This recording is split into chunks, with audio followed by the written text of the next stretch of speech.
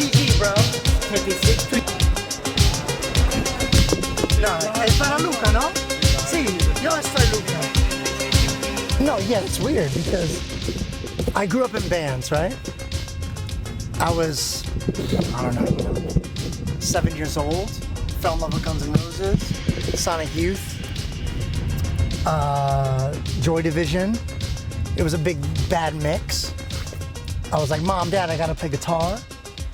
And then when I was about 13, 14, friends of mine were going to raves and they were like, check out this electronic music. So then I was confused because I was then into really like New York City hardcore because I grew up in New York. Yeah. So I was into like, you know, bands like Minor Threat, Sick of It All, sure. Bouncing Souls. But then at the same time, I was also into like, you know, going to see Ronnie Size and, you know, like weird, like hardcore, like Lenny D and Delta 9, because it was like the New York City hardcore of guitar hardcore and digital hardcore started to blend. So I would go to raves, but it would be like, you know, Lenny D playing Gabber, but people would be moshing the same way they'd be moshing at a Sick of It All show. Yeah. And I was 13, 14, I was like, okay, I get this. Like I was skateboarding as a kid, but I wasn't so good at skateboarding. And I was also hanging out with a lot of kids who did graffiti growing up in New York City. Yeah. And I also wasn't good at graffiti. So I was bad at skateboarding, bad at graffiti, but I was really good at guitar. And then I was like, okay, let me also get into DJing. So it was a weird like subculture where the music of the scenes that I was involved in played more of an influential role instead of being a part of the actual visual culture. A lot of these guys, like in New York City, a lot of us went to high school together, like artists like Holy Ghost, Penguin Prison. We all went to high school and college together, and we all kind of went similar and then separate ways. And now a lot of us also reconnect. Like a good friend of mine, Chris Marr, who used to play guitar with me and sing in a band when we were 14, is now the manager of a band I just remixed, Mother Mary, on Italians Do It Better. You know, and it's like, it's lovely to see this kind of full circle. If I stayed in the US, I would be drained of all my creativity. There's a difference, I imagine. And like, I would lose all credibility and passion because for me in US, I had to really like compromise my craft. I had to like not think about what I love and think about what do they love and then trick them. I'm gonna put a little of this in.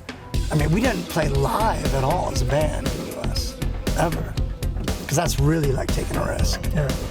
But I think now the times have changed where I just recently went to US and I feel like the sound of post-punk, dark wave, like anything kind of goth and you know, a little bit new wave influenced is now finally breaking through to the younger generation. So they're down, which is cool, which is great. Yes, US, I mean, I don't know, you could argue it's US or UK. Yes. You know? It's, you know, rock and roll, post-punk, whatever, you know, it's both of these battling. You know, you got The Cure, you got Depeche Mode, but, you know, even early, like, US, Chicago house, Detroit techno had such an influence on the European spectrum. But yes, you would think it would be that way, but I feel like now US is kind of okay. I feel like now there's a lot of emphasis on live music, which is awesome. That makes me so happy because growing up as a guitar player, you know, I fell into DJing. I love DJing so much, but I didn't want to be a DJ. And I feel like a lot of artists in the scene that I'm connected to, none of us wanted to be DJs. We're all guitar players or singers or piano players or drummers, and you know? It's interesting, it's like we fall into it, but now the live duo especially is so huge. Like Nuevo Testamento, Barry Harsher, Blind Dylan, you know, there's so many amazing bands that are duo. Tempers, like there's so many badass bands that are duo that mix the electronic with the live. To me, that's the future. I know this is gonna sound weird, but I was in Paris last night, right, with my wife, and we went to Crazy Horse. You know what that is? No. Crazy Horse is literally a 50 years plus running incredible burlesque show. Oh shit. Okay? Like, you know, not Moulin Rouge. Yeah. This is the more like real deal shit. And Crazy Horse has this whole visual element where they have incredible visuals where like the girls are dancing and guys are dancing, where the visuals follow their nude bodies and really incorporate the aesthetic importance of a live show. And it really dawned on me, like, you know what? Aesthetics still to this day are so crucial with music. You know, when you think of cinema, when you think of music videos, when you think of like album artwork, to create the vibe and to create like the essence and to create like the attitude of the music, you need the visual, right? But we don't have visuals when we listen to Spotify. I don't listen to Spotify. No, you don't. You know, that's the problem. So the live concert has to take that weight of how do we make it better than listening to us on Spotify? Yeah. So I think the future is you have to think about the visual, big time. It's smart to evolve. You know, look at any successful artist that's timeless. They always change, but always keep their core attitude.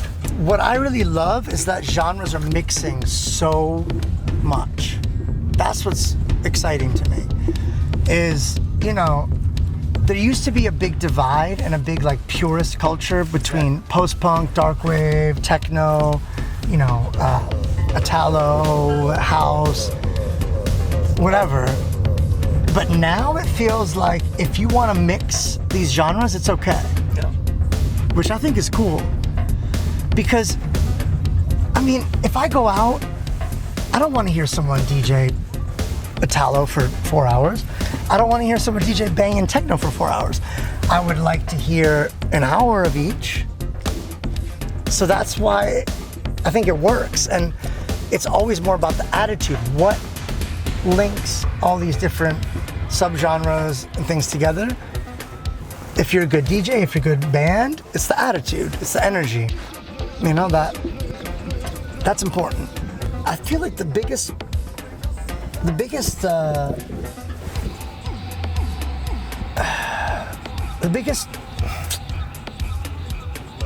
intention and the biggest sort of goal that you always have to keep is, do you want to be timeless and make music for fulfilling your passion, or do you want to make music to be popular and make money? That's what I think.